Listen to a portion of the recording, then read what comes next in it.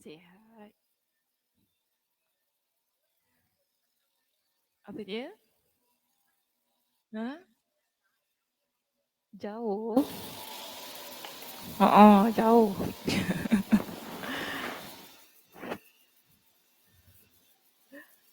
Okey, semua dah datang? Semua sihat? Alhamdulillah. Okey, minta maaf buat sikit ni. Ke waktu biasa? Macam biasa kan? Macam biasa. Okay. Wah, sepatutnya susu-susulah. Okey, kita mulakan ya bacaan kita hari ini. Bismillahirrahmanirrahim. Alhamdulillah nahmaduhu wa nasta'inuhu wa nastaghfiruh wa na'udzu billahi min syururi anfusina wa min sayyiati a'malina.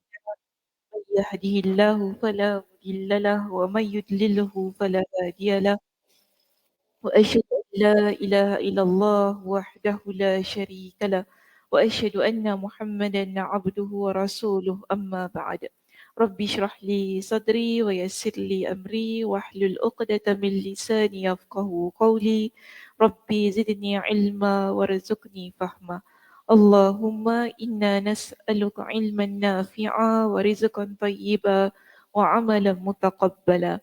Assalamualaikum warahmatullahi wabarakatuh. Bising pula. Tak boleh suruh dia berhenti kejap Kat luar Ni bukan masjid punya Masjid punya?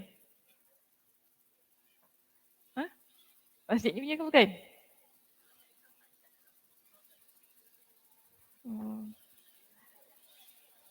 Oh, yang ada orang luar. Tak apalah. Bising. Okey, macam mana hari ni? Alhamdulillah. Sekejap Kak Ram mana? Kak Ram tak ada? Oh, ketua kelas tak ada hari ni? Nurza. Tak, ketua bas. Ketua bas. Driver dia tak ada Okey. Cik Ya ada tu kat belakang tu. Ada. Cik Ya Alhamdulillah dah sihat dah dia. Apa dah pencen? Macam-macam. Okey, hari ni Alhamdulillah kita bertemu kembali setelah cuti berapa lama? Saya tak ingat dah cuti berapa lama. 3 minggu kan? 3 minggu kita cuti kan? Okey. Nak cuti lagi? Raya Cina nantilah. Cuti lagi nanti kan.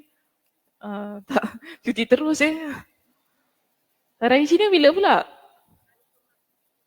Jatuh hari Senin? Oh, cuti lagi, okey. Nasib baik. Mula awal lagi kalau mula minggu depan, baru start dah cuti. Aduh. Banyak betul cutinya. Cuti. Jangan. Public holiday kena cuti. Kita suka aja. Janganlah, orang masjid pun nak cuti juga. Tempat lain biasa juga ada. Tak ada cuti. On je. Jangan. Time cuti. Okey, jom. Kita mulakan pengajian kita hari ni. Muka surat berapa? 414. Okey, baik. Bab 59 ya.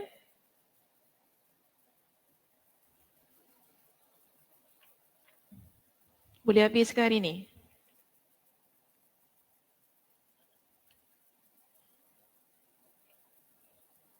Panjang juga ni. Kita tengok macam mana boleh habiskan ke tidak perbincangan pada pagi ini. Baik, kita di muka surat 414, bab yang ke-59. Ada sebuah topik di sini yang dikemukakan oleh Imam Al-Bukhari rahimahullah tentang air kencing bayi lelaki. Dalam bahasa Arabnya tajuk berbunyi Babu Baulis Sibyani. Babu Baulis Sibyani. قال إمام البخاري رحمه الله حدثنا عبد الله بن يوسف قال أخبرنا مالك عن هشام بن عروة عن أبيه عن عائشة أم المؤمنين أنها قالت أتي رسول الله صلى الله عليه وسلم بصبي فبال على ثوبه فدعا بماء فأتبعه إياه. Maksudnya, Abdullah bin Yusuf meriwayatkan kepada kami, dia berkata, Malik mengkabarkan kepada kami dari Hisham bin Urwah, dari ayahnya, dari Aisyah Ummul Mukminin, bahawasanya dia berkata, seorang bayi lelaki dibawakan kepada Rasulullah sallallahu alaihi wasallam. Lalu bayi tersebut kencing hingga mengenai pakaian baginda. Lantas baginda minta diambilkan air. Kemudian baginda menyiramkan pakaiannya dengan air tersebut. Hadis ini nombor 222 juga tercantum pada hadis nombor 5468, 6002 dan 6355. Maknanya dalam kitab Imam Al-Bukhari ada 4 tempat ya. Hadis ini disebutkan oleh Imam Al-Bukhari pada nombor hadis yang telah disebutkan tadi. Okey, baik. Kita lihat kepada syarah judul bab. Syarah judul bab maknanya babu baulis sibyan. Kita akan syarahkan terlebih dahulu bab ini. Perkataan. Okay, perkataan pertama di situ, babu baulis sibyan, bab air kencing bayi lelaki. Lafaz sibyan dibaca dengan mengkasrahkan huruf sad. Kasrah maksudnya kita baca baris bawah. Okay, sib bunyinya. Sib, jadi huruf sad kita baca dengan baris bawah bunyi sib. Dan boleh juga mendammahkannya. Dhammah baris depan. Okey. Kata ini adalah bentuk jamak dari kata sabi. Jadi kalau satu bayi kita panggil sabi. Kalau ramai bayi dipanggil sebagai sibyan. Yang dimaksudkan dengan bab ini adalah berbicara tentang hukum air kencing bayi lelaki. Apakah dapat disamakan hukumnya dengan air kencing bayi perempuan? Jadi dalam bab ini keseluruhannya kita nak bincang tentang bagaimana ni kita nak mengendalikan kencing bayi lelaki. Okey, adakah ia sama dengan kencing bayi perempuan? Maka di sini dalam hadis menunjukkan terdapat perbezaan. Ini kalau anaknya lelaki bagaimana, anaknya perempuan bagaimana. Jadi adakah ia sama? Maka jawapannya adalah tidak sama. Berdasarkan beberapa hadis sahih yang tidak memenuhi kriteria Al-Bukhari. Maknanya dalam kitab ini Imam Al-Bukhari dia muatkan beberapa hadis yang menunjukkan tentang perbezaan bayi lelaki dan bayi perempuan ketika mereka ni buang air kecil yang mana terkenalah baju kita ataupun kapet dan sebagainya kan. Jadi di sini Imam Ibn Hajar Al-Asqalani yang merupakan pensyarah bagi kitab ini, dia datangkan kepada kita hadis-hadis lain yang terdapat dalam kitab-kitab lain untuk menunjukkan bahawa di sana terdapat perbezaan antara kedua-duanya. Jadi tak sama. Sebab kalau kita rujuk dalam kitab ini, Imam Al-Bukhari cuma datangkan hadis tentang kencing bayi lelaki. Tapi sekarang Imam Ibn Hajar Al-Asqalani didatangkan kepada kita banyak hadis-hadis yang lain untuk menunjukkan di sana memang betul terdapat perbezaan antara kedua-duanya. Baik, kita lihat ya muka surat 415 didatangkan kepada kita oleh Imam Ibn Hajar Al-Asqalani dengan hadis-hadis yang lain untuk menunjukkan perbezaan tentang kencing bayi lelaki dan kencing bayi perempuan. Di antaranya kita lihat di sini adalah hadis Ali radhiyallahu an, di mana hadis ini sanadnya adalah marfu'. Marfu' maksudnya hadis ini sampai sanadnya kepada Nabi sallallahu alaihi wasallam. tentang air kencing bayi yang masih menyusu. Jadi perbezaannya di sini kita kena ingat ya, beza tu ialah kerana bayi ini masih menyusu. Dia belum lagi makan makanan asas. Maknanya dia tak makan nestem, dia belum makan apa-apa lagi, makanan yang kita buat bubur ke apa-apa kan. Baby ni belum makan itu lagi. Dia cuma baru menyusu sahaja.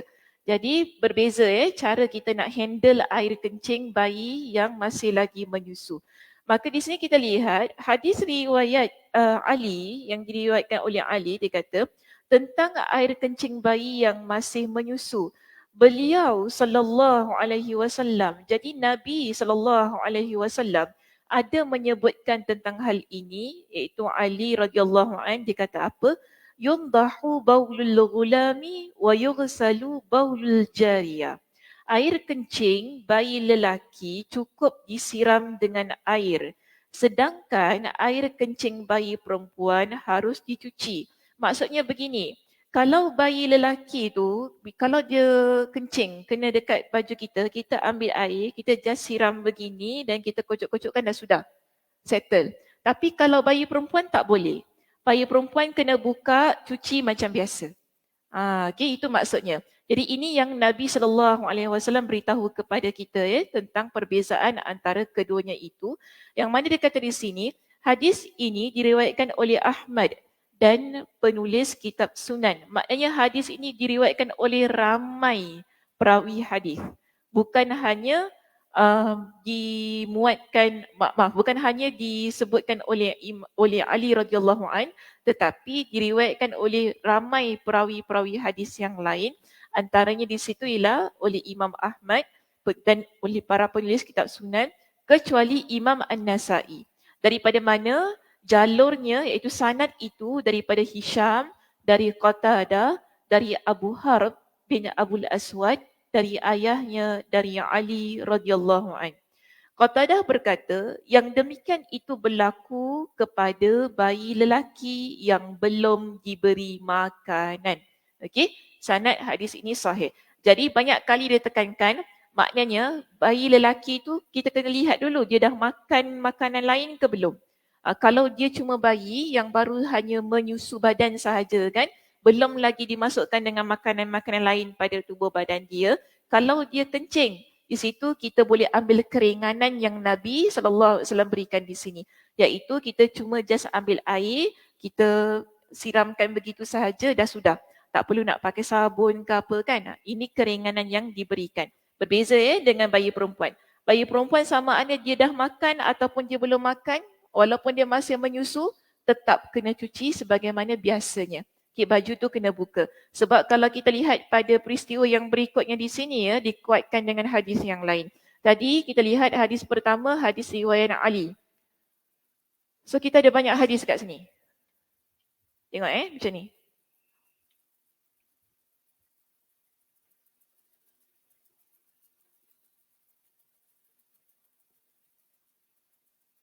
Satu, hadis Ali. Sekarang ni, hadis Ali kita kuatkan ia dengan hadis yang diriwayatkan oleh Sa'id dari Qatadah, hanya saja sanadnya mauquf. Okey, hadis ini ada juga diriwayatkan oleh Sa'id dari Qatadah, tapi sanadnya mauquf. Okey, sanad mauquf maknanya sanadnya berhenti dari tak sampai kepada Nabi. Namun itu bukan satu kecacatan yang dapat mendhaifkan hadis ini. Jadi hadisnya tetap boleh diguna pakai. Kita lihat hadis yang kedua. Hadis yang kedua adalah hadis Lubabah.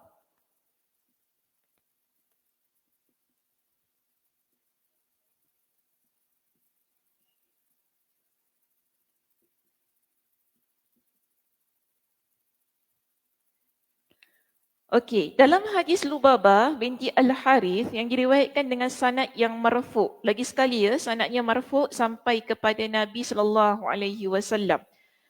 Dalam kitab tak dinyatakan kepada kita dengan cerita yang panjang lah.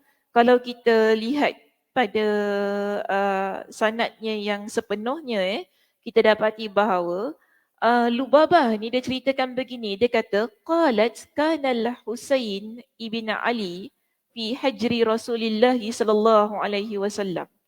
Jadi Lubabah kata, Husin. Husin siapa? Cucu Nabi SAW. Cucu Nabi SAW ni, Lubabah kata dia dalam bilik Nabi SAW. Dia duduk dengan Nabi. Kemudian tiba-tiba si Husin ni dia kencing. Kan si Husin. Husin ni dia kencing. Kena dengan Nabi SAW. Jadi Lubabah ni dia nampak. Bila Lubabah nampak ni, dia macam kita kalau budak kencing kan, kita orang perempuan kita kelang kabut kan. Alamak, budak ni kencing macam mana kan? Jadi Lubabah ni kata kepada Nabi. Dia kata, wahai Rasulullah, kau buka baju kau. Buka baju kau, ganti dengan yang lain, kain kau tu bagi kepada aku cuci. Lubabah kata gitu kepada Nabi. Tapi Nabi SAW bersabda kepada Lubabah dengan hadis ini yang ada dalam kitab kita. Okey? Nabi kata kepada Lubabah, innama yughsalu min bawlil untha wa yundahu min bawlil zakari. Sesungguhnya yang dicuci itu adalah air kencing bayi perempuan. Sebab tadi Lubabah dia suruh Nabi buat apa? Buka. Okey? Dia suruh Nabi tukar baju. Kain tu bagi kepada dia nak cuci. Jadi Nabi beritahu kepada dia, kalau kencing budak perempuan, bayi perempuan baru kita cuci. Tapi sekarang ini yang tadi kencing siapa? Husin. Okey? Yang kencing tadi adalah Husin. Jadi Husin ini dia kencing ni bayi lelaki kan yang belum lagi makan. Maka di sini Nabi kata kepada Lubabah, sementara kalau bayi ni lelaki cukup disiram dengan air sahaja. Tak perlu buka baju tu, tak perlu nak basuh, orang kata beria lah. Tak perlu beria sangat basuh tu kan. Kita just ambil air, siram, dah. Kira dah okey dah untuk bayi ini. Okay, so ini hadis yang kedua untuk menguatkan perbincangan bahawa terdapat perbezaan antara kencing bayi lelaki dan bayi perempuan yang masih lagi menyusu. 1, 2. Okay, masuk kepada yang ketiga. Sekejap Hadis ini diriwayatkan oleh Imam Ahmad. Okay, hadis yang baru kita baca ini kan, yang tadi ni kita baca, hadis ini diriwayatkan oleh Imam Ahmad, Ibn Majah, serta disahihkan oleh Ibn Khuzaimah dan ulama lainnya. Baik, kita ada hadis yang lain. Hadis yang lain adalah hadis Abu As-Samah. Dengan matan yang sama, hanya saja lafaz yang digunakan yurashu. Hadis nombor 3, hadis Abu As-Samah.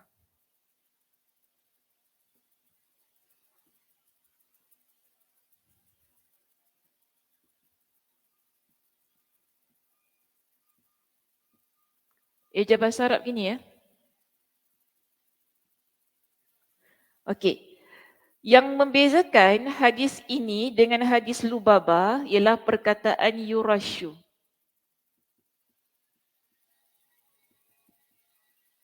Dalam hadis Lubabah dia guna perkataan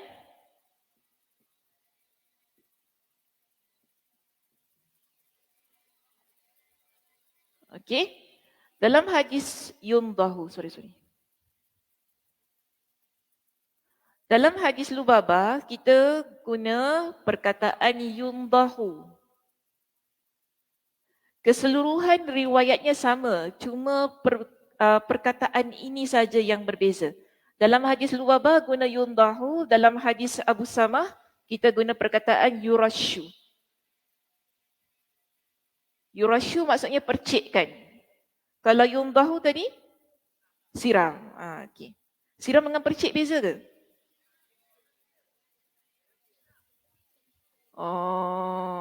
Siram, percik. Okey. Sabar. Hadis ini diriwayatkan oleh Abu Daud dan An-Nasa'i serta disahihkan oleh Ibn Khuzaimah. So kita lihat dekat situ hadis ini hadis yang sahih ketiga-tiga riwayat tersebut. Hadis pertama tadi siapa? Ali. Okay.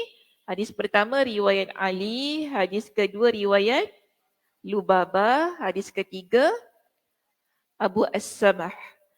Jadi ketiga-tiga hadis ini adalah hadis yang sahih di mana ianya menguatkan perbincangan kita tentang ada perbezaan cara pengendalian kencing bagi baby lelaki dan perempuan yang masih menyusu. Ingat yang masih menyusu. Kalau dah makan, memang kena cuci macam biasa. Okey, baik. Seterusnya kita lihat di sini. Kita ada perkataan bisabiyin, iaitu bayi lelaki. Menurut saya di sini ialah Imam Ibn Hajar Al-Asqalani. Bayi yang dimaksudkan adalah putera Ummul Qais yang akan disebutkan pada hadis berikutnya. Mungkin juga bayi yang dimaksud adalah Al-Hasan bin Ali atau Al-Husain. Imam At-Tabrani Imam At-Tabrani meriwayatkan dalam kitab Al-Awsat dari hadis Ummu Salamah dengan sanad Hasan. Dia berkata, Al-Hasan atau Al-Husain kencing di perut Rasulullah sallallahu alaihi wasallam. Lalu beliau membiarkannya hingga dia selesai. Kemudian beliau meminta diambilkan air lalu menyiramkannya ke tempat yang terkena kencing.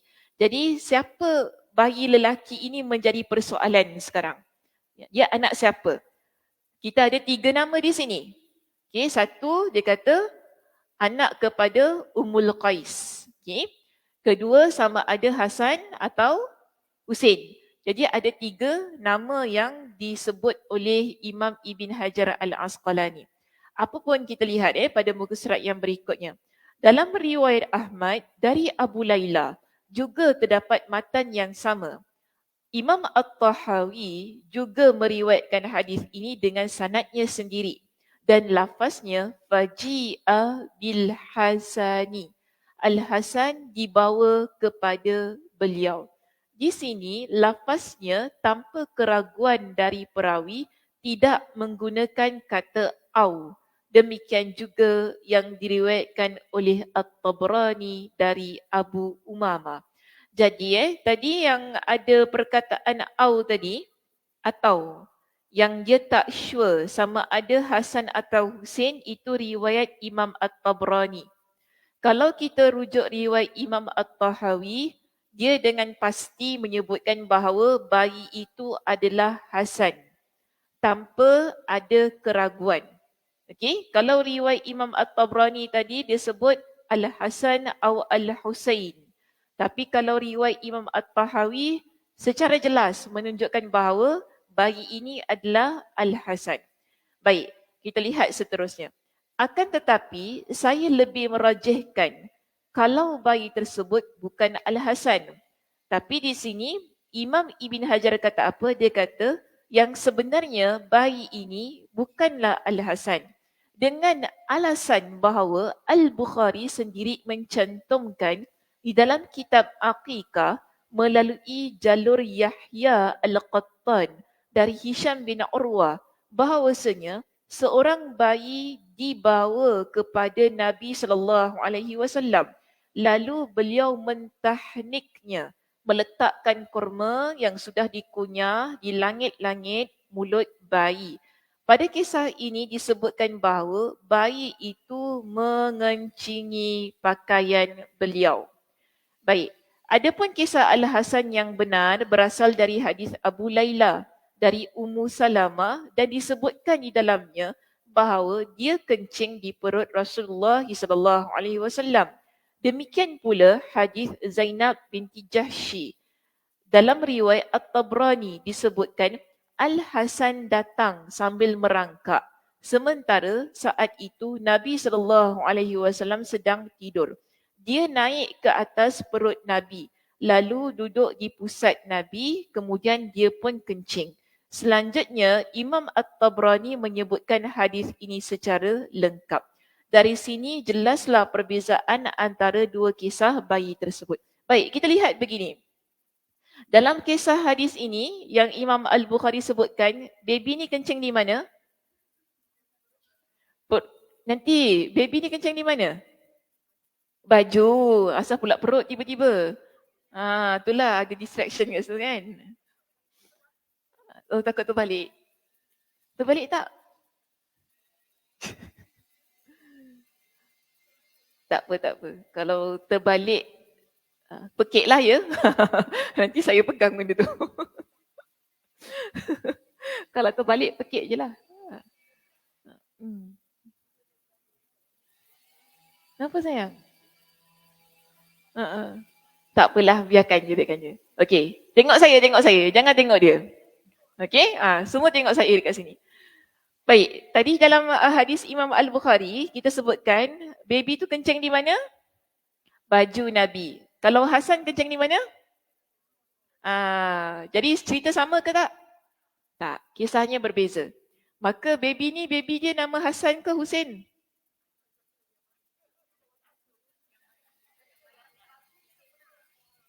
Apa pula Husin? Anak Ummu Qais. Kencing dekat baju anak Ummu Qais. Kenapa? Jatuh? Budak ni. Sini. Duduk sini. Tangkap. Diam. Jangan tarik. Duduk sini, diam. Oh, dia tak bagi pegang. Sekarang ni, baby tu yang duduk dekat baju Nabi ke yang perut Nabi?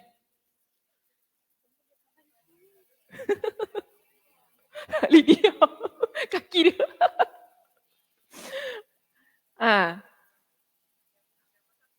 Yang mana satu? Sekarang ni, hadis yang kita bincang ni tau. Yang ni kan? Okey. Yang ini kan? Okey, yang ini dekat mana? Dekat pakaian. Kalau Hasan atau Husin dekat mana? Perut. Jadi cerita sama ke lain? Lain. Maknanya kita taklah kata bahawa bayi yang ada dalam kisah dekat dalam kitab ni ialah Hasan ataupun Husin. Sebab apa? Kalau kisah Hasan atau Husin, ia adalah kisah yang berbeza. Sebab apa? Hasan dan Husin, dia kencing di atas perut Nabi. Kalau baby ini, dia kencing di atas pakaian Nabi SAW. Jadi, tepat ke kalau pendapat kata baby ni namanya Hasan atau Husin? Tak. Maknanya itu adalah kisah yang berbeza. Okey? Settle ya? Tak ada kelabu-kelabu asap lagi? Tak ada, okey. Alhamdulillah. Seterusnya kita lihat perkataannya berikutnya di sini. Fa'atsba'ahu. Kemudian baginda menyirami pakaiannya dengan air tersebut. Dibaca dengan mensukunkan huruf tak. Huruf tak kita baca mati ya. Dekat situ fa'ats bunyinya. Artinya Rasulullah SAW menyiramkan air tersebut ke pakaian yang terkena kencing tadi. Menurut jalur riwayat Abdullah bin Numair dari Hisham yang diriwayatkan oleh Muslim, terdapat tambahan fa'atba'ahu walam yaghsilhu. Jadi kalau kita rujuk riwayat Imam Muslim, ada tambahan dekat belakang tu kan, walam yaghsilhu. Dalam kitab Imam Al-Bukhari tak ada kan? Dalam ni tak ada kan? Yang ini tak ada kan? Tak ada tambahan walam yaghsilhu. Okey, tapi kalau riwayat Imam Muslim ada tambahan walam yaghsilhu. Lalu beliau menyiramnya dan tidak mencucinya. Adapun dari jalur Al-Thawri dari Hisham yang diriwayatkan oleh Ibn al-Munzir tercantum lafaz fasabba alaihil ma. Lantas baginda menyiramnya dengan air. Dalam riwayat At-Tahawi dari jalur Zaidah Al-Thaqafi dari Hisham tertera lafaz fanadahahu alaihi, lalu beliau menyiramkannya ke air kencing tersebut. Yang pentingnya kita nak kata dalam hadis yang pertama ini Nabi cuci ke tidak? Nabi cuma siram sahaja. Bayi itu adalah bayi lelaki yang masih menyusu ataupun dah putus? Masih menyusu. Ya, Ustazah kat sini. Ya. Ya. Dia panggil, hai, ya kat sini. Okey, baik. Selesai ya hadis kita yang pertama, hadis nombor 222, masuk terus hadis nombor 223. Jadi kita nak cerita lebih lagi lah ya tentang bayi yang kencing di atas baju Nabi sallallahu alaihi wasallam ini. Baik, qala al-Imam Al-Bukhari rahimahullah, haddatsana Abdullah bin Yusuf qala akhbarana Malik an ibn Shihab an Ubaidillah bin Abdullah bin Utbah an Ummi Qais binti Mihsan annaha atat bibnin laha saghirin lam ya'kul at-ta'ama ila Rasulillah sallallahu alaihi wasallam. فأجلسه رسول الله صلى الله عليه وسلم في حجره فبال على ثوبه فدعا بماء فنضحه ولم يغسله. Maksudnya, Abdullah ibn Yusuf meriwayatkan kepada kami, dia berkata, Malik mengkabarkan kepada kami dari Ibn Shihab, dari Ubaidullah bin Abdullah bin Utbah, dari Ummu Qais binti Mihsan, bahawasanya dia datang membawa bayi lelakinya yang belum mengkonsumsi makanan kepada Rasulullah sallallahu alaihi wasallam. Kemudian Rasulullah SAW mendudukkannya di pangkuannya dan bayi itu pun mengencingi pakaian baginda. Lantas baginda minta diambilkan air, lalu baginda menyiramnya tanpa mencucinya. Okey, satu lagi hadis yang menunjukkan kencing bayi lelaki yang belum lagi makan makanan yang asasnya di situ. Nabi SAW hanya sekadar ambil air, siramkan sahaja pada pakaian tanpa mencuci pakaian baginda. Okey, kita lihat kepada syarah hadis ini, perkataan kita dah ada di situ Ummu Qais. Jadi siapa Ummu Qais di sini? Imam Ibn Abdul Bar dia berkata, namanya adalah Juzama. Okey, Ummu Qais namanya yang sebenar adalah Juzama. Dibaca dengan huruf jim. As-Suhaili berkata, namanya adalah Aminah, saudara perempuan Ukasha bin Mihsan al-Asadi. Okey, ada dua nama lah dekat situ. Satu namanya disebut sebagai Juzama, kedua kita panggil dia Aminah. Okey, biasa orang lama-lama ni nama dia banyak. Kan? Kak Som nama berapa Kak Som? Satu je ya. Nama mak saya banyak juga. Nama dia Temu, tapi bilang orang Fatimah.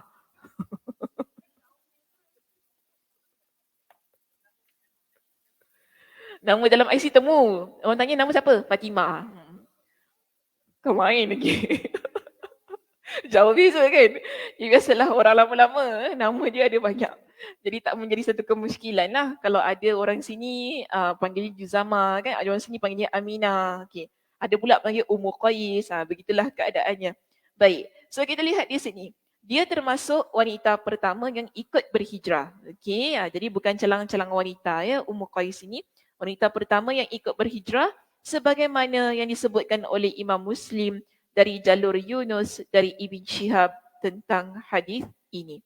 Hadis yang diriwayatkan dari Ummu Qais dalam kitab Sahih Al-Bukhari dan Sahih Muslim.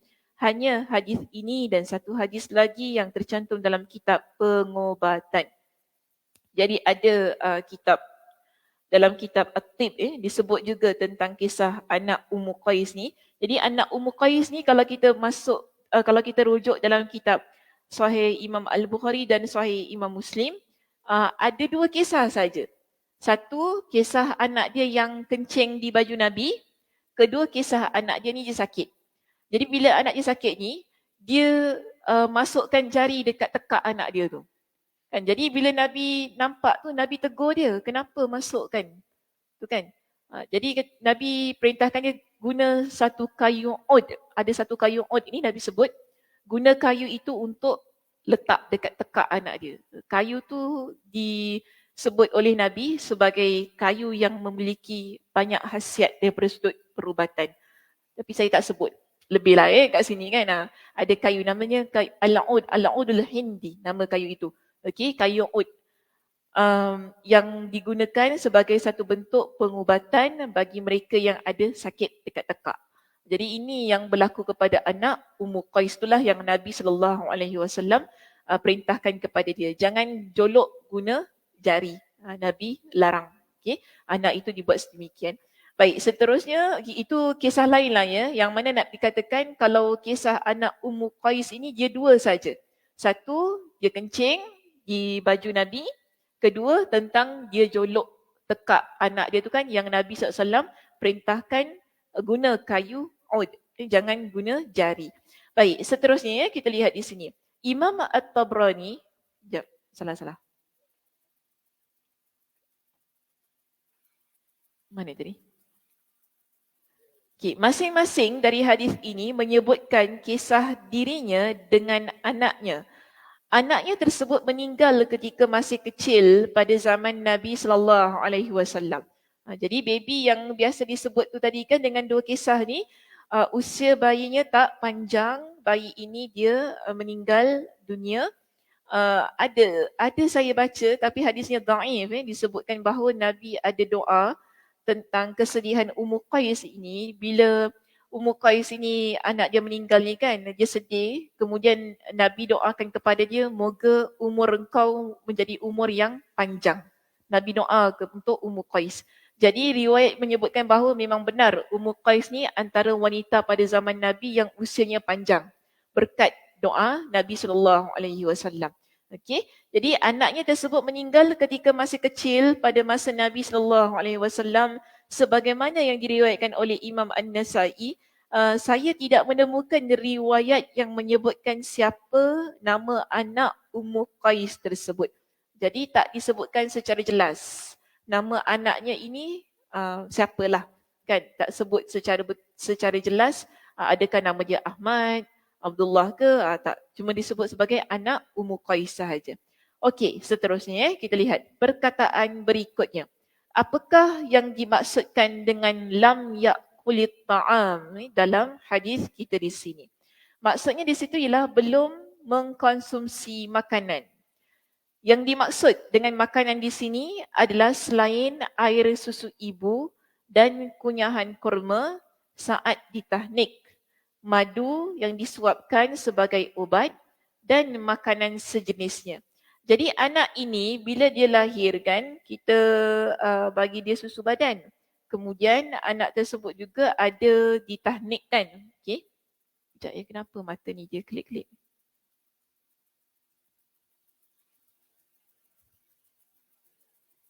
Nak jumpa orang jauh. Tak selesa.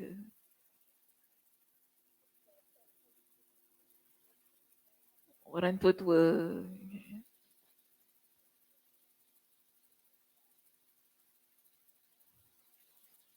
Ya. Susu tepung. Yang penting dia minum susu je. Okay. Dia belum makan makanan asas tu, maksudnya yang kita makan lah. Macam bubur, nasi apa kan. Okay. Coklat. Coklat makanan asas ke? Tak lah. Itu cemil-cemilan kan. Tapi yang kata makanan yang kita makan lah. Yang makna makanan yang biasa kita makan. Tapi kalau yang penting dia minum susu je. Kalau susu tak kira lah susu badan ataupun susu tepung. Yang penting itu saja yang masih lagi dia makan, barulah kita apply hadis ni tadi. Okey, tadi mana tadi? Yang dimaksud dengan makanan di sini adalah selain air susu ibu dan kunyahan kurma saat ditahnik. Jadi ada baby yang mana selain dia minum susu ibu tadi ataupun susu tepung tadilah, dia ni ada ditahnik. Bila ditahnik tu kan dia masuk kurma. Jadi kita lihat kurma ni sebagai makanan asas kita kan. Kurma biasa kita orang dewasa kita makan. Jadi bagaimana keadaannya sedemikian? So kalau hanya sekadar ditahnik, itu bukan menjadi, kita panggil bukan menjadi makanan asas untuk bayi itu. Okey, itu cuma berlaku pada masa ditahnik sahaja. Ataupun madu yang disuapkan kepada bayi tersebut. Jadi itu tidak menjadi masalah. Masih lagi kita lihat ia sebagai seorang bayi yang belum mengkonsumsi makanan asas. Artinya, diberikan kepada kita dengan pengertian di sini, Bayi tersebut belum makan makanan pokok. Makanan pokok maksudnya makanan asas. Apapun selain air susu ibunya. Ataupun tadilah ada soalan kalau susu tepung macam mana? Sama juga. Okey. Ha?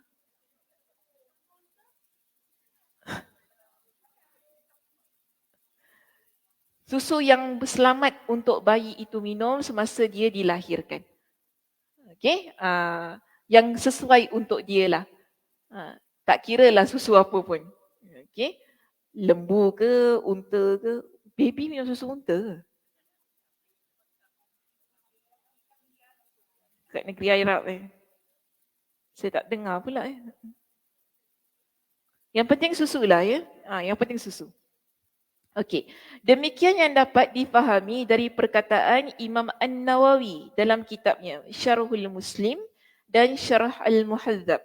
Di dalam kitab Ar-Rawdah mengikuti pendapat penulis kitab asalnya, Imam An-Nawawi menyebutkan secara mutlak bahawa bayi tersebut belum mengkonsumsi makanan dan minuman apapun selain air susu. Dia rahimahullah juga berkata dalam kitab Nukat At-Tanbih, maksudnya bayi tersebut belum makan makanan apapun selain air susu, yakni selain kunyahan kurma saat ditahnik maupun yang semisal.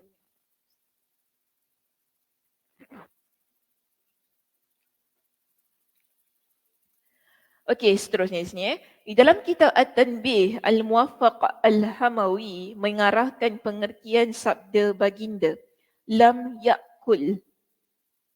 Maknanya belum mengkonsumsi makanan kepada makna zahirnya. Dia berkata maknanya adalah belum ada satu jenis makanan khusus yang disuapkan ke mulutnya. Jadi kita ada dua pendapat di sini. Satu dia kata ialah bila kata lam yakul tu maknanya ialah bayi ini dia masih lagi menyusu, dia belum lagi makan makanan asas. Tapi kalau kita rujuk dalam kitab At-Tanbih di situ, okey, mereka ni iaitu Imam Al-Muwaffaq Al-Hamawi, dia kata apa? Bukan maknanya dia belum makan makanan asas. Tapi ialah budak ni dia belum masuk apa-apa pun makanan dalam mulut dia. Itu maknanya. Okey? Maknanya bayi ini dia dah makan. Tapi pada hari itu masa dia jumpa dengan Nabi, dia belum lagi makan makanan asas. Dia belum lagi makanan apa-apa. Maknanya belum makan bubur, belum makan nesta mengapa kan. Terus bawa pergi jumpa Nabi, tiba-tiba dia kencing. Jadi Imam dalam kitab At-Tanbih ini, dia kata itu maksudnya. Namun kita lihat di sini, pendapat pertama adalah pendapat yang lebih kuat. Iaitu pendapat yang kata ini khas untuk bayi yang masih menyusu, itu adalah pendapat yang lebih kuat. Jika nak dibandingkan dengan pendapat yang kedua yang kata bayi itu dia belum makan apa-apa. So kita pegang kepada pendapat yang pertama tadi. Yang mana dia kata pendapat ini pula lah yang ditegaskan oleh Al-Muwaffaq bin Qudamah dan ulama lainnya. Ibn At-Tin berkata, boleh jadi maksud Ummu Qais adalah bayinya itu belum memakan makanan yang dijadikan makanan asas dan belum disapih, maknanya belum bercerai susu dari ibunya. Kemungkinan lainnya, okey, yang kedua, Ummu Qais datang membawa bayinya ketika lahir agar Rasulullah SAW mentahniknya. Dengan demikian, pengertian kalimat lam yakulit ta'am diarahkan kepada maknanya secara umum. Pendapat ini dikuatkan oleh apa yang akan disebutkan oleh Imam Al-Bukhari dalam kitab Aqiqah. Jadi kita lihat di sini, keadaan Ummu Qais ini dia boleh kita lihat dalam dua keadaan. Pertama, ketika Ummu Qais dia datang bawa baby tu kan jumpa dengan Nabi SAW, kita lihat mungkin keadaan yang pertama ialah bayi itu ialah bayi yang masih menyusu, belum lagi makan apa-apa makanan asas. yang belum lagi bercerai susu daripada ibunya. Itu satu. Keadaan yang kedua yang boleh kita faham ialah Ummu Qais ni bawa baby tu tadi saat dia lepas melahirkan, bayi itu dibawa kepada Nabi SAW untuk ditahnik. Sebab tu dia kata lam ya'kulit ta'am. Bayi itu belum makan apa-apa. Maknanya bayi itu ialah bayi yang baru dilahirkan yang dibawa kepada Nabi SAW untuk ditahnik oleh baginda SAW.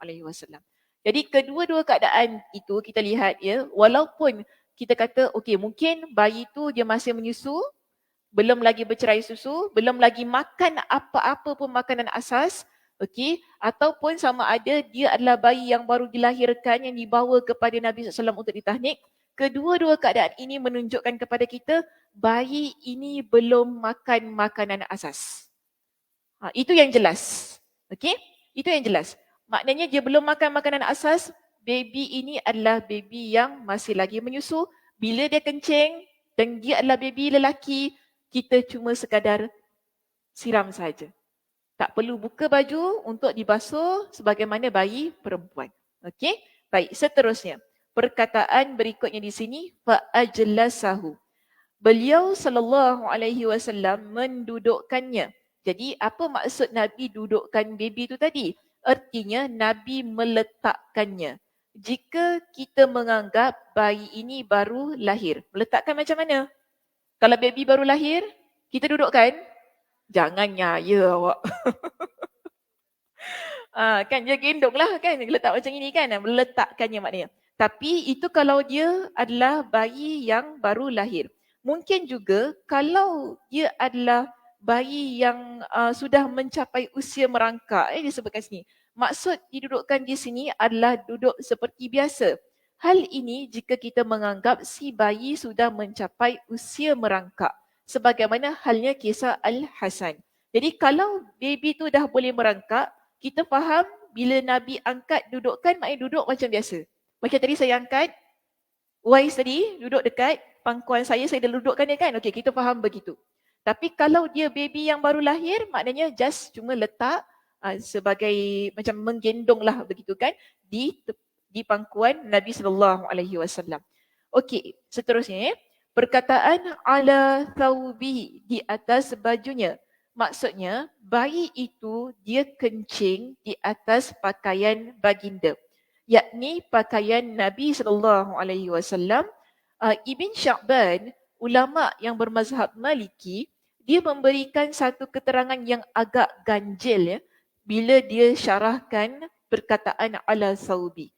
Dia kata maksudnya adalah bayi di atas pakaian bayi tersebut. Yang benar adalah pendapat pertama, iaitu atas baju Nabi SAW. Mungkin Ibn Sya'ban ini ketika dia syarahkan hadis ini pendapat mazhab Imam Malik. Dia kata apa?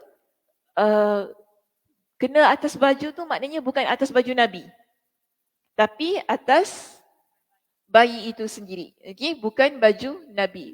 Maka di situ Imam Ibn Hajar kata agak ganjil lah sebab kalau dia kencing kan, kalau kena baju dia, kena baju Nabi juga. Dia mesti kena dua-dua. Tapi tak tahulah kalau, tapi dulu tak ada pampers lah dulu tak ada pampers lah. Okay. Kalau lampin bocor tak? Tembus juga Minta maaf lah kita bukan zaman-zaman lampin.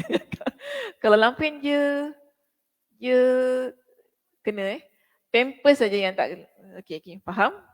InsyaAllah InsyaAllah tak tembus. Okey, baik, seterusnya di sini. Perkataan fanadahahu, lalu baginda menyiramkannya. Dalam riwayat Muslim dari jalur Al-Layth dari Ibn Shihab, tertera dengan redaksi falam yazid ala an-nadaha bil ma'i. Beliau tidak lebih dari sekadar menyiramnya dengan air. Okey, ini maksud nadaha di situ. Dalam riwayat Muslim lainnya dari jalur Ibn Uyainah dari Ibn Shihab disebutkan dengan lafaz farasyahu. Apa makna farasyahu tadi? Percikkan.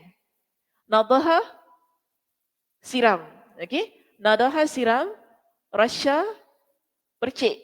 Abu Awanah menambahkan kata alaihi dalam kitab sahihnya.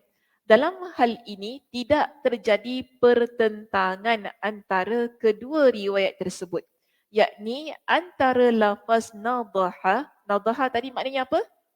Siram. Rasya, percik. Okay. Walaupun kita lihat ada dua lafaz dekat situ. Satu nadaha, lagi satu rasya. Yang mana kita nampak satu Nabi siram, satu Nabi percik. Okay. Tadi saya tanya, ada beza tak? Ramai kata, beza kalau percik gini, kalau siram. Kan? Dua-dua, kan? Ada semua. Semua kata beza. Namun, bila kita baca hadis ini, walaupun kita dapati ada dua lafaz yang berbeza, tapi tidak ada pertentangan. Okay, maknanya sama. Iaitu, kita kata Nabi tak cuci pakaian tersebut. Nabi cuma sama ada percikkan dengan air ataupun di situ okey, kita percik dengan air, kemudian dia akan basah. Bila basah, kemudian kita akan simbah saja air itu pada pakaian tersebut. Okey, maksudnya sedemikian.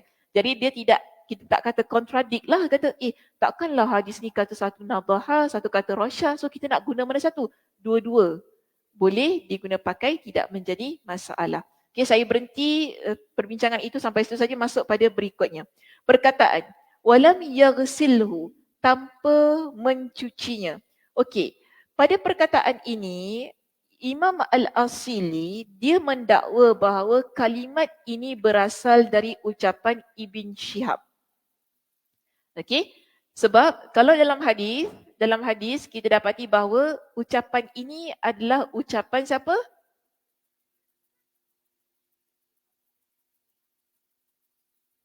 Ummu Qais. Okey? Kalau kita lihat hadis 223, yang cerita siapa ni? Ummu Qais. Ummu Qais yang cerita tentang dia bawa anak dia, kemudian anak dia ni Nabi ambil letak dekat pangkuan, anak ini pun dia kencing kan? Lalu Nabi minta bawakan air dan Nabi SAW simbah pada pakaiannya, maknanya basahkan pada pakaian baginda.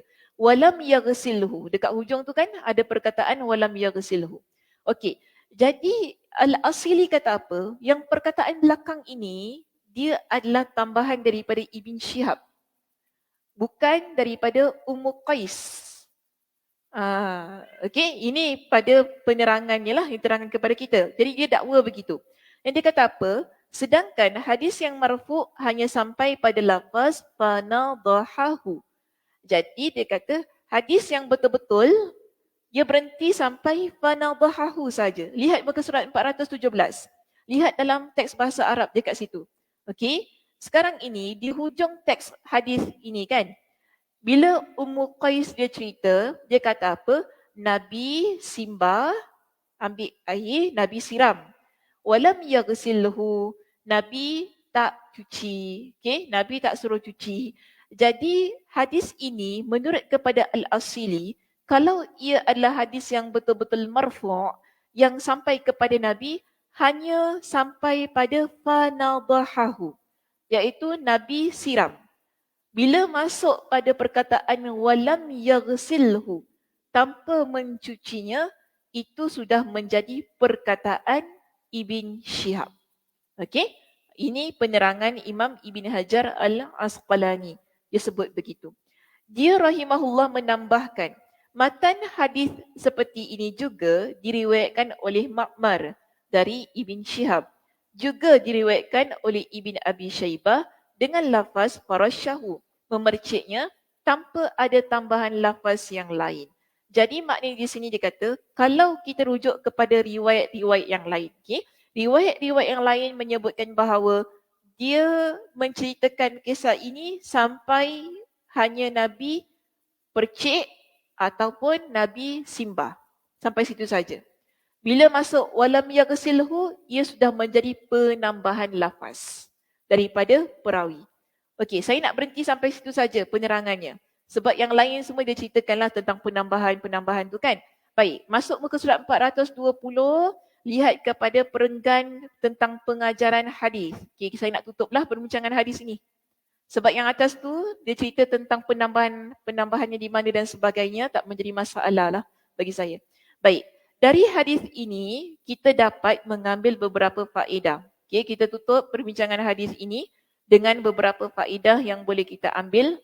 Pengajaran yang pertama, anjuran agar bersikap baik dalam bergaul, rendah hati dan bersikap lemah lembut terhadap anak-anak. Setuju? Apa yang Nabi buat dalam hadis ini? Nabi buat apa? Baby tu kencing, Nabi campak ke tak?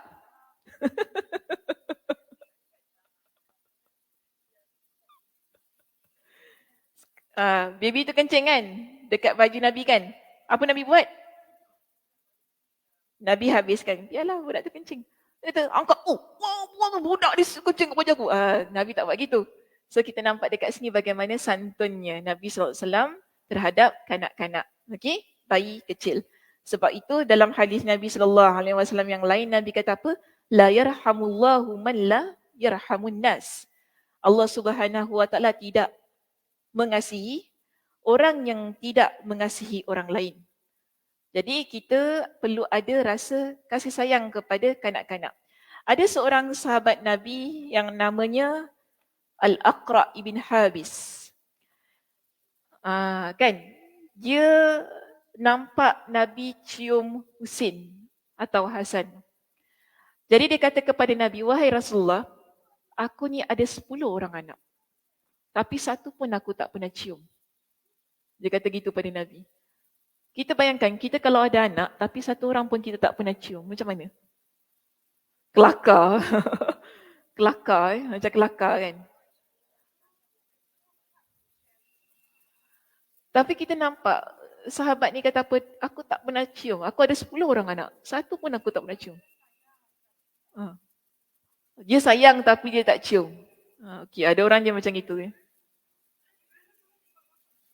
Dulu-dulunya mak bapak macam tu ya. Alhamdulillah kita mak bapak sekarang ya. Manja sangat tapi kan. Sayang anak. Sebab tu ada peribahasa ya, sayang anak tangan-tangankan ya. Sayang isteri tinggalkan. Amboi. Kau main lagi. Sayang isteri tinggalkan. Cari yang lain ya. Tanda sayangnya begitu ya. Setuju ke Cik Ana? Setuju. Cik Ana baiknya. Masya Allah. Tabarakallah Cik Ana ni. Cik Ana ni baik betul lah Cik Ana. Tinggal cari rezeki. Oh begitu. Sayang anak tangan-tangankan. Okey. Jadi bila Nabi SAW dengar kan. Al-Aqra' ni sebut gitu kan. Nabi pun kata kepada dia. Nabi kata. Orang yang dia ni tak ada rasa kasih sayang. Dia tak ada rasa nak tunjukkan kasih sayang dia tu kan. Pada anak dia ni kan. Yang tadi lah Nabi kata. La yarhamullahu man la yarhamun nas. Allah takkan mengasihi dia lah. Kalau sekiranya dia tidak mengasihi orang lain. Jadi orang lain ni ada banyak. Ada banyak. Dia tak semestinya kita kata mak ayah kita sahaja. Tapi anak-anak, kan, orang lain yang bukan yang tidak ada pertalian darah dengan kita, kasih sayang tu dia mesti ada. Itulah yang akan buat kita jadi orang yang lebih ada rasa simpati, empati kepada orang lain. Kalau tak, kita takkan kisah. Orang tu nak tergolek ke, nak jatuh ke, nak apa, kita buat bodoh je. Oh sayang saya, Masya Allah, tabarakallah. Sayang saya cakap ya. Sayang tu dia ada banyak cara. Dia tak semestinya kita ucapkan kan. Tapi bagi saya sayang itu dia lebih kuat ditunjukkan daripada perlakuan. Dan itu biasanya berlaku dalam rumah tangga lah. Biasanya lelaki ni dia tak ucapkan. Tapi dia tunjuk dengan perlakuan. Jadi kita jangan cepatlah rasa kan. Kalau tengok drama, kalau kat drama tu biasa cakap I love you pada isteri kan. You tengok you. Sikit-sikit I love you. You tak cakap pun I love you dekat I. Kita janganlah macam tu kan. Sebab itu TV. Lakonan semata-mata. Okay? Lakonan semata-mata. Jangan mudah terkesan dengan lakonan di kaca TV. Jadi lelaki ni biasanya dia tak ucap. Okay? Dia akan tunjukkan dengan cara perlakuan dia. Tanya dia sayang kita, dia bekerja keras kan. Dia beri nafkah. Dia layan kita dengan baik. Dia sebutkan perkataan-perkataan yang baik kepada kita kan. Dia ajar kita hal-hal yang baik. Itu tanda kasih sayang. Di situ kita tunjukkan Nabi SAW ni bila Nabi kata tentang kasih sayang ini, nampak juga daripada sudut perlakuan. Nabi tak ucap kan, Nabi tak kata alah kencinglah sayang je kencing macam tu kan. Nabi tak ucap begitu. Tapi perlakuan Nabi itu sendiri kita nampak bagaimana Nabi tunjukkan kan. Nabi biarkan anak tersebut, Nabi tak marah. Ni apa ni budak tak guna. Kecil-kecil tak nak mampus. Tak ada. Nabi tak ucap begitu. Kan kita tak guna perkataan yang kasar kepada, minta maaf ya kalau ayat tadi kasar ya. Contoh sajalah. Nabi tak ucapkan perkataan-perkataan yang kasar walaupun kepada anak kecil. Jadi kita kalau anak kita ni yang kecil, mungkin baya Wafa ke baya Wais ni, kita tengok ya. Kalau budak tu buat salah, kita tak boleh gunakan kata-kata yang kasar. Anak tak faham lagi. Okey, anak tak faham lagi. So, kita nampak bagaimana Nabi SAW menunjukkan kepada kita cara yang Masya Allah Tabarakallah, tidak meninggikan suara dengan cara yang lemah lembut kan di situ sebagai satu contoh tauladan yang begitu indah yang ditunjukkan secara direct kepada kita. Okey, baik. Seterusnya yang kedua. Dalam hadis ini juga kita belajar bahawa di situ ada sunnahnya mentahnik bayi yang baru lahir. Keadaan itu. Yang mana tadi Ummu Qais dia datang bawa anak dia tadi kan. Kemudian nak minta supaya Nabi tahnikkan, tiba-tiba baby tu dia kencing pula pada atas pakaian baginda sallallahu alaihi wasallam. Tahnik tahu ya bagaimana? Bagaimana? Okey, korma kita kunyahkan. Okey, kemudian kita lenyekkan di atas langit-langit bayi. Okey, kalau tak ada korma kering, guna korma basah. Kalau tak ada, guna madu. Dia ada pilihan-pilihannya. Tapi yang terbaik ialah guna tamar. Tamar itu maksudnya korma kering. Yang biasa kita makan untuk puasa lah. Kita panggil korma kering tu kan. Tapi janganlah sumbat satu biji kan mati budak.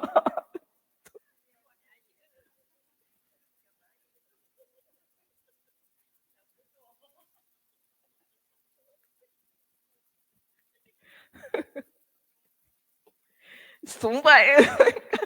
Ya, subhanallah. Tak cekik budak tu kan. Tak pasal-pasal. So ada cara dia lah kan. Sebab tu tak semua orang lah. Tak semua orang yang menyediakan khidmat tahnik tu lah. Sebab takut apa-apa jadi kepada bayi tersebut kan. Sebab bayinya baru lahir. Okey, yang ketiga di sini. Mengambil berkah dari orang-orang soleh dan membawa anak-anak kepada mereka baik saat baru lahir maupun sesudahnya. Jadi di sini, di situ ada sedikit kenyataan lah yang mana dia tak bersetuju lah dengan keadaan tu. Tapi saya bersetuju sebenarnya dengan nombor 3 tu. Tak jadi masalah kalau kita ni ada anak kecil, kemudian kita nak bawakan dia kepada orang soleh, supaya orang soleh itu dapat mendoakan kan. Mungkin kita nak bawa kepada guru kita, nak minta supaya ustaz kita tahnikkan baby tu, tak jadi masalah. Boleh saja. Okay? Ni pendapat yang nombor 167 tu agak keras sedikit lah. Kerana bagi dia itu hanya untuk Nabi SAW. Itu betul. Okay? Keberkatan seorang Nabi hanya ada pada seorang Nabi. Tak boleh ada pada manusia biasa. Cuma kalau kita jumpa dengan orang soleh ataupun seorang guru, kita melihat keberkatan pada kebaikan yang ada pada diri dia. Bukan keberkatan yang disamakan sebagaimana Nabi. Itu perlu jelaslah ya tentang hal tersebut. Okey, baik. Yang keempat, mengandung hukum air kencing bayi lelaki dan air kencing bayi perempuan yang belum mengkonsumsi makanan. Inilah maksud pencantuman judul bab ini. Dalam hal itu, para ulama berselisih pendapat menjadi 3 pandangan. Dan ini merupakan pandangan ulama bermazhab Syafi'i. Jadi ketiga-tiga ni ada juga pendapat daripada mazhab lain, ada juga pendapat daripada mazhab Imam Syafi'i. Jadi kita lihat ya, pendapat yang pertama. Daripada hadis ini keluar 3 hukum. Baik, pendapat pertama dan ini pendapat yang paling kuat, iaitu cukup menyiramkan air ke air kencing bayi lelaki dan tidak kepada kencing bayi perempuan. Jadi siapa yang berpegang kepada pendapat pertama ini bermakna berpegang kepada hadis yang sudah kita bincangkan itu tadi. Jadi jelas kepada kita, baby yang masih lagi menyusu, dia belum lagi makan makanan asas tadi kan. Okey, bayi ini kalau dia kencingnya, kalau dia bayi lelaki, kita cuma siram saja, basahkan saja pakaian itu cukup. Tapi kalau dia bayi perempuan, tak boleh. Bayi perempuan kena buka baju, cuci sebagaimana biasa. Okey? Jadi itu bezanya. Maka ini adalah pendapat yang paling kuat. Kerana apa? Hadisnya kuat. Tadi pun kita dah bincang muka surat berapa tadi? Muka surat 415. Di situ banyak hadis yang menunjukkan perbezaan antara kedua-duanya. Okay, so kita tak boleh kata, oh kenapa nak pegang pada pendapat ni, tak adil lah. Mentang-mentang perempuan kena cuci. Tak boleh dah cakap macam tu kan. Kadang-kadang dia kata ni bias ni, orang perempuan kena cuci, budak lelaki tak cuci. Macam tu kan. Tak ada macam gitu. Kita ikut kepada hadis Nabi SAW. Ya? Okay, dia macam ini. Budak perempuan dia senang sebab dia kencing satu tempat. Yes. Jadi dia agak sukar untuk dibasuh ataupun dibersihkan. Sebab tu diberikan keringanan. Lagi pula dia belum makan. Namun ia tidak menafikan bahawa kencing itu najis ya. Kencing tetap najis. Sama ada dia dah makan ataupun belum. Cuma ada keringanan daripada sudut kita nak bersihkan saja. Okay? Ini kita panggil sebagai keringanan, bukan mensucikan najis itu. Keringanan saja. Cuci, bersih tetap bersihkan. Tapi kita tak kata, oh agaknya kencing budak lelaki yang belum makan tu dia tak najis ke? Bukan gitu. Najis tetap najis. Cuma keringanan daripada sudut menyucinya sahaja. Okey, baik. Itu pendapat yang pertama ya. Pendapat yang kedua di sini adalah cukup menyiramkan air ke air kencing bayi lelaki dan perempuan. Okey, pendapat kedua dia samakan. Tak kira. Kalau baby lelaki, baby perempuan, kita siram je. Okay, ini pendapat yang kedua. Pendapat kedua ini ialah pendapat mazhab Al-Auza'i serta suatu pendapat yang dinukil dari Imam Malik dan Asy-Syafi'i. Riwayat mengenai hal ini dikhususkan oleh Ibnul Arabi, yakni bila mana sama sekali belum ada makanan apapun yang masuk ke dalam perut kedua bayi tersebut. Jadi pendapat kedua ini dia tetap memberikan syarat yang pertama. Baby masih menyusu, belum makan makanan asas. Maka kalau ikut kepada pendapat kedua, tak kira lelaki ataupun perempuan, kalau dia kencing, kena baju kita, kita cuma siram ataupun basahkan saja. Ini pendapat yang kedua lah. Dia gabungkan lelaki dan wanita. Okey, pendapat yang ketiga adalah dua air kencing bayi tersebut, iaitu tak kira sama ada lelaki ataupun perempuan, wajib dicuci. Kau ambil terus. Wajib cuci. Tak kira dah makan ke belum makan, susu ke tak susu. Okey, yang nombor 3 ni, lelaki ke perempuan, cuci. Tak perlu, siram-siram ni tak ada makna. Okey, kena cuci, buka baju cuci terus. Jadi ini adalah pendapat mazhab Imam Hanafi dan Maliki. Imam Ibn Daqiq al-Aid, dia berkata, pendapat terakhir ini menetapkan pendapat mereka dengan menggunakan kias, iaitu analogi. Mereka mengatakan bahawa maksud sabda beliau, walam yaghsilhu. Tadi kan ada perkataan walam yaghsilhu kan dekat belakang hadis Imam Muslim kan. Jadi mereka kata dan tidak mencucinya adalah tidak mencucinya secara berlebihan. Jadi maksud dia cuci tetap cuci. Cuma kita tak cuci beria-ia lah macam tu. Basuh cuci dengan sabun tapi taklah macam kata mesti perah, mesti tu lah. Maknanya dia tak dicuci secara berlebihan. Tapi wajib cuci. Itu pendapat mazhab Maliki dan Hanafi. Tentunya pendapat ini bertentangan dengan zahir hadis. Okey, jadi Imam Ibn Hajar kata apa? Pendapat ini adalah pendapat yang bertentangan dengan hadis yang kita baru belajar ini. Sebab apa yang Nabi buat, adakah Nabi cuci? Nabi tak cuci. Nabi cuma siram, bahkan tadi ada kata percikkan air kan? Percikkan air itu sahaja. Jadi di sini hadis pendapat ketiga dia kata sangat bertentangan dengan zahir hadis yang sedang kita belajar ini. Di samping juga menjadi terlalu jauh apabila dihadapkan dengan hadis-hadis lainnya, yakni hadis yang telah kita sebutkan di atas, iaitu tentang perbezaan kencing lelaki, kencing bayi lelaki dan kencing bayi perempuan yang masih menyusu yang dah kita pelajari di muka surat 415. Yang ini tadi. 1, 2, 3. Okey, hadis Ali, hadis Lubabah dengan hadis Abu Samah. Ketiga-tiga hadis ni kita baca tadi kan, ada beza tak? Ada beza kan? Yang wajib cuci bayi perempuan, bayi lelaki siram saja. Jadi kalau pendapat ketiga ini Dia kata kedua-duanya wajib cuci. Bukankah itu pendapat yang begitu jauh ataupun pendapat yang kita kata dah begitu terkeluar daripada ketiga-tiga hadis yang kita belajar. Ini belum campur hadis yang kita baca tadi. Kalau kita dah gabungkan, dah ada 4 hadis. Masuk hadis Ummu Qais dah ada 5. Sebab hadis pertama kita baca daripada hadis Aisyah. Okey, jangan lupa ya. Hadis pertama yang main topik tu tadi kan main hadis itu hadis Aisyah. Masuk hadis Ummu Qais, campur hadis Ali, campur lagi gabungan hadis Lubabah. Hadis Abu As-Samah, kita ada 5 hadis. 5 hadis yang kuat kedudukannya, status hadis ini menunjukkan terdapat perbezaan. Cara kita mengendalikan kencing bayi lelaki dan kencing bayi perempuan yang masih menyusu. Jadi kalau pendapat ketiga ini kata wajib cuci kedua-duanya, susah kita nak terima. Kalau kita terima hadis ni nak letak mana? Okey? Boleh Boleh fikir ya di situ kan? Okey. Hadis nak letak mana kan? So sebab itu sini Imam Ibn Hajar kata apa? Sangat jauh. Kalau kita nak kata pendapat ketiga ni nak digunakan tadi kan. Sementara dia kata pendapat ini tidak membezakan pula hukum air kencing bayi lelaki dan bayi perempuan. Okey. Baik, seterusnya Ibn Daqiqil Aid rahimahullah menambah.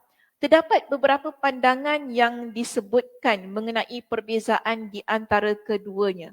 Di antaranya ada yang lemah.